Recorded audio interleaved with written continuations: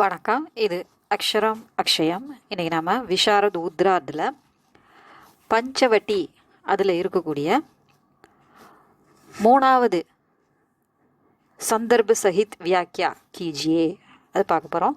முதல் ரெண்டு ஏற்கனவே இருக்குது. வாங்க மூணாவது பார்க்கலாம். 13 वर्ष व्यतीत हो चुके पर है मानो कल की बात, वन को आते देख हम जब आर्त अचेत हुए थे तात, अब वह समय निकट ही है जब अवधि पूर्ण होगी वन की, किंतु प्राप्ति को ही होगी इस जन को इससे बढ़कर किस धन की. 13 वर्ष व्यतीत हो चुके. 13 வருடங்கள் கழிந்து விட்டன. व्यतीत होना கழிதல், கடந்து போதல். पर है मानो कल की बात है. पर मानो कल की बात है. ஆனால் எப்படி இருக்கு? மானோன்னா போல இருக்குது, தோன்றுகிறது அப்படின்னு அர்த்தம். போல அப்படிங்கிற அர்த்தம்.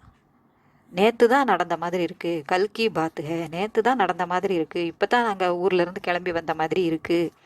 वन को आते देख हमें वन को आते देख जब आर्त अचेत हुए थे तात, जब वन को आते हमें देख, நாங்கள் காட்டுக்கு வரும்போது எங்களை பார்த்து ஆர்த்து அச்சேத் ஹுயேத்தே தாத், அப்படி மூர்ச்சை அடைஞ்சு இறந்து போனார், அதாவது மயங்கி விழுந்தார் நமது தந்தை. தாத் தந்தை. अब वह समय निकट ही है जब அவதி பூர்ண ஹோகி वन की, இந்த வனத்தின் அவதி காலம், நம்ம இங்கே வர வேண்டிய அந்த 14 ஆண்டுகள் என்ன செய்ய போகுது? 13 வருஷம் முடிஞ்சு போச்சு, இன்னும் 1 வருஷம்தான் இருக்குது. ஸோ அது முடியறக்கூடிய நிலைமைக்கு வந்திருக்கு. ஆனால் இப்போ தான் வந்த மாதிரி இருக்குது அப்படின்னு லக்ஷ்மணன் நினைக்கிறான். நிக்கட் ஹி ஹே, பக்கத்தில் தான் இருக்குது முடியறதுக்கு.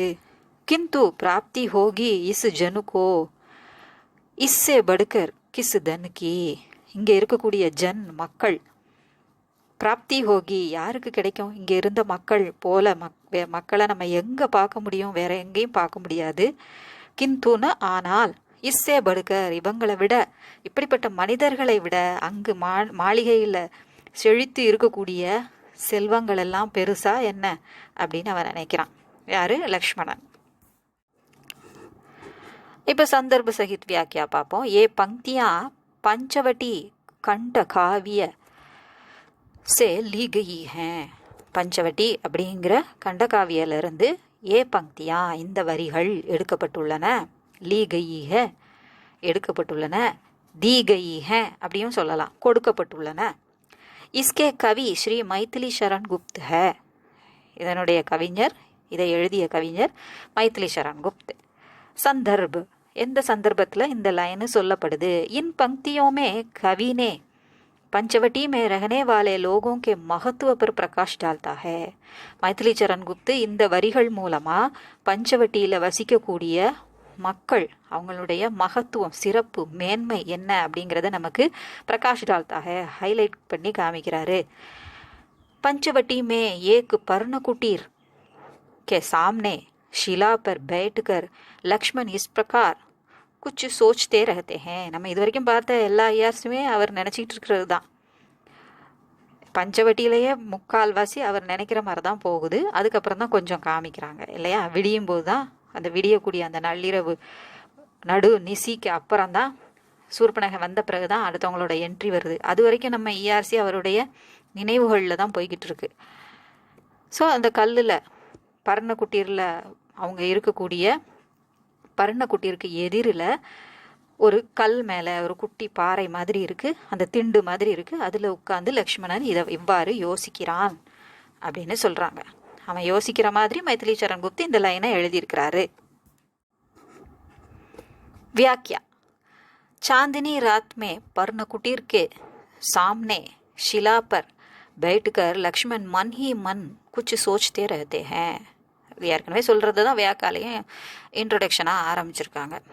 அந்த பர்ணக்குட்டிற்கு எதிரில் ஒரு கல்லில் அமர்ந்து கொண்டு லக்ஷ்மண் மனதிற்குள்ள யோசித்து கொண்டிருக்கிறான். ஏன்னா அவங்க தூங்குற வரைக்கும் விலங்குகள்கிட்ட இருந்து காப்பாற்றுறதுக்காக காவலுக்கு இவன் தூங்காமல் இருப்பான் இல்லையா. அப்போ ஏதாவது மூளையில் ஓடிட்டே இருக்கும் மைண்டில். பெஹலே வே நியத்தி கே பாரே மே சோச்தே ஹேன். முதல்ல இங்கே இருக்கக்கூடிய காட்டில் இருக்கக்கூடிய நியத்தி, அங்கே இருக்கக்கூடிய வாழ்க்கை முறை என்ன அப்படிங்கிறத, விதிமுறை என்ன அப்படிங்கிறத யோசிச்சுட்டு இருக்கிறாரு. உஸ்கே பாத் வஹ் இஸ் வசுதா கி உதாரதா और उसकी दानशीलता के बारे में सोचते हैं. அதுக்கப்புறம் இந்த வசுதா, இந்த பூமி தாயினுடைய உதாரதா, தாராள மனம், அதோடு அவளது தான்ஷீலதா, பிறருக்கு வாரி வழங்கக்கூடிய அந்த தான்ஷீலதா, தானம் செய்யக்கூடிய அந்த குணம், அதை பற்றி யோசிக்கிறார். वे सोचते हैं कि अभी हमारे जंगल में आए 13 साल बीत चुके हैं. இதுவரைக்கும் நாம் அபி हमारे जंगल में आए अभी 13 साल बीत चुके हैं. அப்படி அந்த அர்த்தத்துக்கு ஏற்ற மாதிரி நம்ம மாற்றி வாசித்தோம்னா ஈஸியாக ஞாபகம் இருக்கும். ஸோ நம்ம 13 வருஷம் ஆகுது இந்த வனத்துக்கு வந்து. लेकिन ऐसा लगता है कि हम अभी अभी कल ही यहाँ आए हैं. ஆனால் என்ன தோணுது நமக்கு, நம்ம இப்போ தான், நேற்று தான், கல்ஹி யஹா ஆயே ஹேன், நேற்று தான் இங்கே வந்திருக்கோம் அப்படின்னு தோணுது.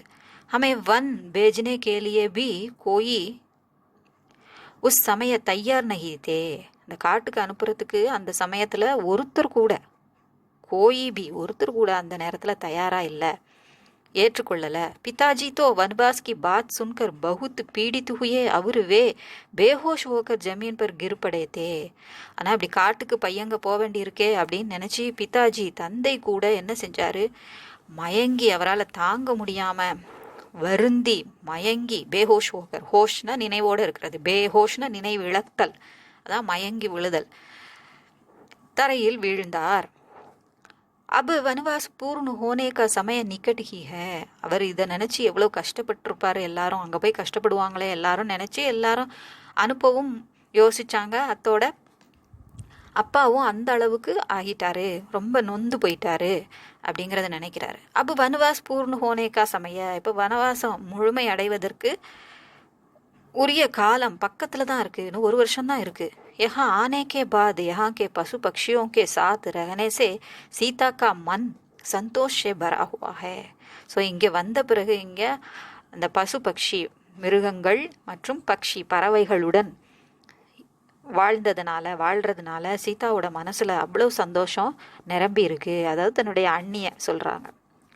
यह प्रकृति भी बड़ों का उपकार करती है, भूल करने वालों को दंड देती है. இந்த இயற்கை கூட நல்லது செய்யக்கூடிய பெரிய மக்களுக்கெல்லாம், படோங்கா நல்லவங்களுக்கு, உயர்ந்தவர்களுக்கு, உபகார் கர்த்தி ஹே நன்மை செய்கிறது, உதவுகிறது. பூல் கர்னே வாலோங்கோ தவறு செய்பவர்களுக்கு தண்டு தேத்தி ஹே தண்டனை தருகிறது. ஹமே யஹா சே இஸ் பிரகார் கே கை நயே அனுபவம் மிலே. நமக்கு இங்கிருந்து இஸ் பிரகார் கே இப்படிப்பட்ட கை பல நயே அனுபவம் மிலே புது அனுபவங்கள் கிடைத்தன. वनवास की अवधि पूरी होने में केवल 1 साल ही बाकी है. 1 साल बाकी है. இந்த வனவாசத்திற்கான காலம், அவதி, கால நேரம், பூரி ஹோனேமே முழுமை அடைவதற்கு கேவல் 1 साल பாக்கி ஹே, ஒரே ஒரு வருடம் மட்டும்தான். ஒன்லி, கேவல்னா ஒன்லி மட்டும் பாக்கி இருக்குது, மீதி இருக்குது. लेकिन यहाँ हमको जैसे लोग मिले थे वैसे लोग हमारी दूसरी जगह कहीं नहीं मिलेंगे. ஆனால் यहाँ हमको जैसे लोग मिले थे, இங்கு நமக்கு எப்படிப்பட்ட மக்கள் கிடைச்சாங்களோ அப்படிப்பட்டவங்க दूसरी जगह कहीं नहीं मिलेंगे, வேறு எங்கும் நமக்கு கிடைக்க மாட்டாங்க. यहाँ के लोग कीमती धन के समान हैं. இங்கே இருக்கக்கூடிய மக்கள் விலையுயர்ந்த செல்வத்திற்கு சமமானவர்கள், அதற்கும் மேலானவர்கள் கூட சொல்லலாம். இன்சே படுக்கர் கோயி தூசரா தன் நகி ஹே. இவங்களுக்கு மேலே, இன்சே அப்படிங்கிறது இந்த மக்களை சொல்கிறாங்க, இந்த வனத்தில் வாழக்கூடிய ரொம்ப இன்னசென்ட்டான மக்களுடைய குணத்தை சொல்கிறாங்க. அதை சொல்கிறாங்க, இந்த மக்களை விட உயர்ந்த செல்வம் வேறு எதுவும் இல்லை. இஸ் பிரகார் சோச்தே ஹுயே லக்ஷ்மண் ஆங்கே மூந்து கர் ஷிலா பர் பைட்டே தே. இவ்வாறு யோசித்து கொண்டு, சோச்தே ஹுயே யோசித்து கொண்டு, லக்ஷ்மண் ஆங்கே மூந்துக்கர் கண்களை மூடிக்கொண்டு அந்த கல்லில் அமர்ந்திருந்தான்.